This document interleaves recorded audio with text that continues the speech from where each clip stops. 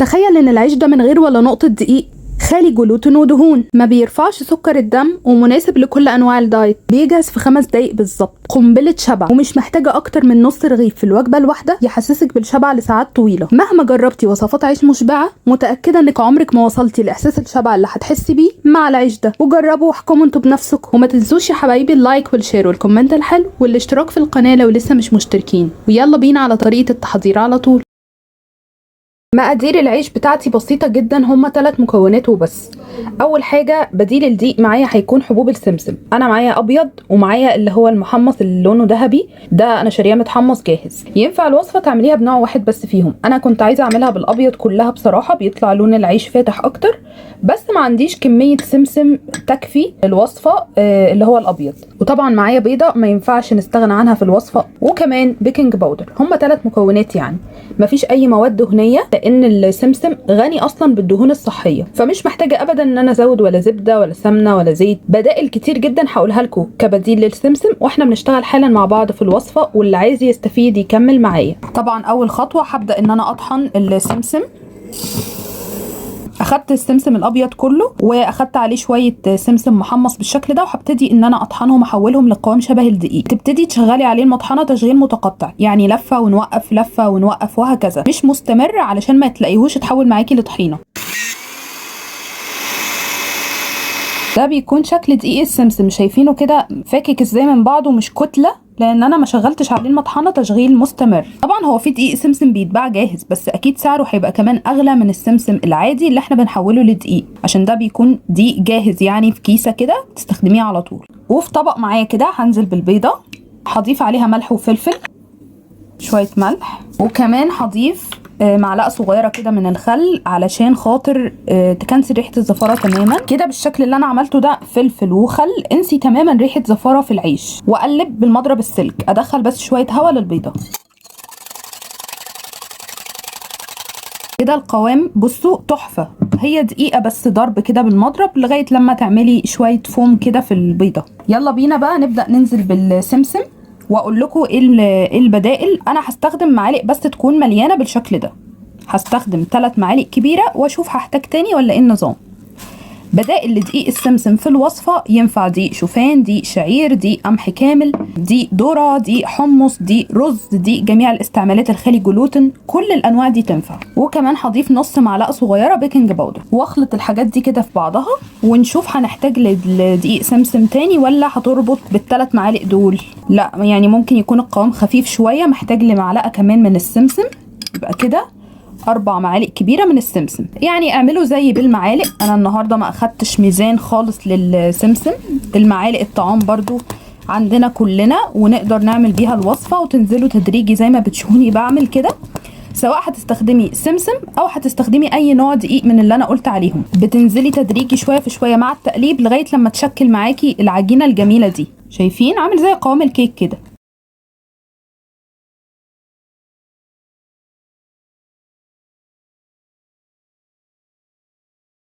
ودي الطاسه اللي انا هستخدمها للتسويه. الطاسه دي مقاس 18 سنتي، ينفع كمان تحطي العجينه دي في مقاس 15 لو عندك، عادي جدا. طبعا هدهنها مسحه زيت كويس قوي.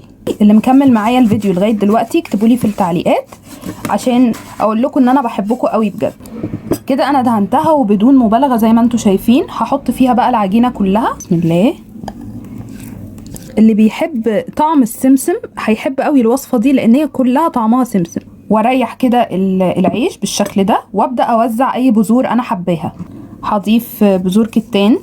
الناس اللي هتقولي بذور الكتان ما ينفعش تستخدم كده صحيحه، لازم تتطحن. يعني انا بحطها كتزيين، يعني بصوا رشه بالظبط تزيين، اسمها تزيين. تتطحن دي لما تعملي منها وصفه كامله. في ناس وظيفتها كده بتعلق على اي حاجه، يعني سواء مستاهله كلام او عاديه اصلا. المهم هحط كمان حبه البركه. ودلوقتي هحط العيش بتاعي ده على النار، وكمان هغطيه على فكره، والنار تبقى هاديه لغايه لما يدخل في التسويه براحته تماما، وهرجع لكم تاني. كده رجعت لكم بعد حوالي دقيقتين سبته على النار. طبعا زي ما انتم شايفين لو لمست كده سطح العيش مفيش اي عجين هيطلع في ايدي، وفعلا ريحته طلعت جدا. فهبتدي ان انا احاول احركه كده من جوانب الطاسه واقلبه بالراحه جدا. بصوا اهو، طالما الطاسه اللي انت بتستخدميها غير لاصقه الموضوع باذن الله هيبقى سهل معاكي قوي. شايفين اخد لون ازاي تحفه ذهبي خطير. هسيبه برضو على الوش التاني اقل كمان من دقيقتين، يعني دقيقه بالكتير. وده كده معايا بيكون شكل العيش بعد خلاص ما استوى.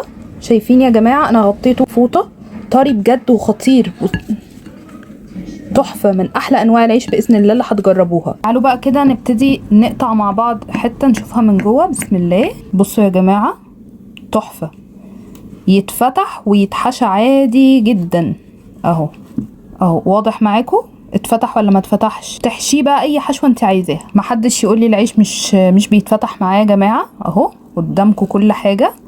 ممكن تقولي ان العيش مش في مرونه طبعا اللي هو بالدقيق الابيض، اقول لك طبعا اكيد يا جماعه ده ما فيهوش دقيق، ما فيهوش جلوتين، لازم يكون مش مرن بمرونة العيش اللي بالدقيق الابيض، انما بيتفتح. بالنسبة للسعرات الحرارية وكمية البروتين الموجودة في الرغيف ده، طبعا هو الرغيف ده يقدر يشترك في اكله فردين مع بعض. سعرات الرغيف كله على بعضه 250 سعر حراري، يعني انت تاكلي نص رغيف زي ما شفتوني كده بعمل قدامكم. بيقفل الشهية بجد جامد جدا لانه عالي بالبروتين. الرغيف ده فيه حوالي 14 جرام بروتين، طبعا نسبة عالية جدا، عشان كده هو لا يقارن بالعيش البلدي ولا حتى التوست البني بتاع السوبر ماركت في احساس الشبع.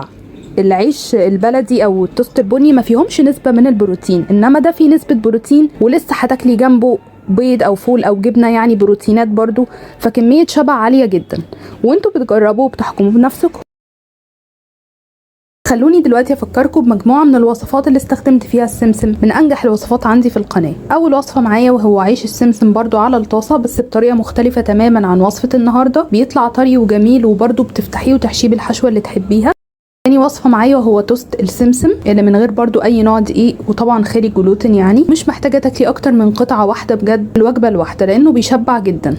بعد كده معايا وصفة البرازق، عملتها بوصفتين. اول وصفة معايا وهي بدقيق الذرة من غير بيض من غير زبدة ولا سمنة، وسعرات القطع بتكون منخفضة قوي. وتاني وصفة معايا بقى من غير ولا نقطة دقيق وخالية من الجلوتين، طريقة كانت اختراع وخطيرة جدا. الوصفات دي كلها هسيب لكم اللينك بتاعها تحت في صندوق الوصف. لو مش بتعرفي توصلي لصندوق الوصف قولي لي عايزة انهي وصفة فيهم وهبعتها لك لغاية عندك في لينك تدخلي وتتفرجي على الوصفة على طول. واشوفكم مع فيديو جديد. احلى متابعين في الدنيا، مع الف سلامة.